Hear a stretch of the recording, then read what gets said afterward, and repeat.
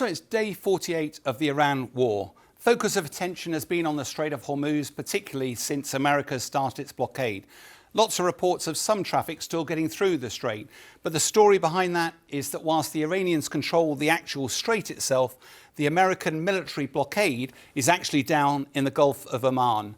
That is where they are deterring the ships using a combination of radio, fighter jets, destroyers, but also helicopters to board and, if necessary, to seize the vessels.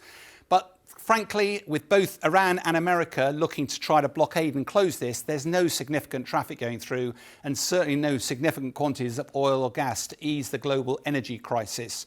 So the only way this is going to be solved is through negotiations. Could the negotiations restart again next week, as there looks to be a prospect of? The downside, of course, is the ceasefire's due to end on Wednesday. So how are both sides going to be preparing themselves and creating as much leverage as possible going into those negotiations? Well, let's start off with America. All the White House briefings, particularly the most recent with Pete Hegseth, has focused on US military might and focused on the threat to Iran if they do not come to the table and deliver the deal that America wants, that military action will start again. What might that look like? One of the areas will be in Kharg Island. It's been the subject of attack before, potentially boots on the ground up there. The other area, of course, is down in the Strait of Hormuz, potentially providing a longer-term solution by putting boots on the ground. That might secure the straits in the long term. The other area, of course, is that before the war, President Trump threatened to bomb Iran to the Stone Ages by focusing on their nuclear facilities and energy.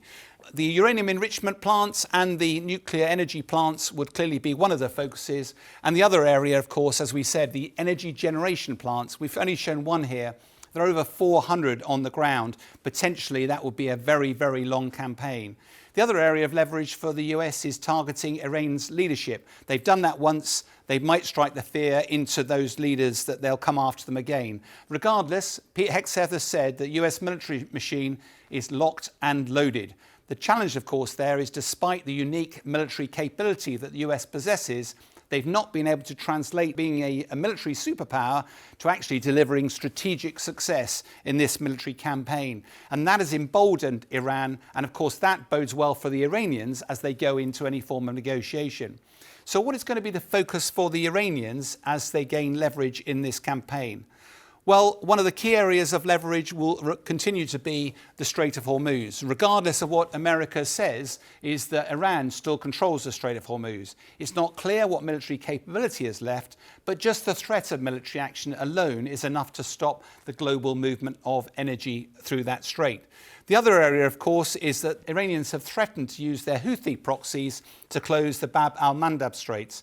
In addition, though, Iran hasn't yet threatened to use its proxies to start a global terrorism campaign, and that would effectively take the fight away from Iran and put that at the altar of its enemies. And the final one, of course, is time. It feels like President Trump needs this war to come to a close and quickly, whereas patience time is definitely on Iran's side at the moment. So how are both sides preparing for this negotiation? America is clearly focusing on its military might.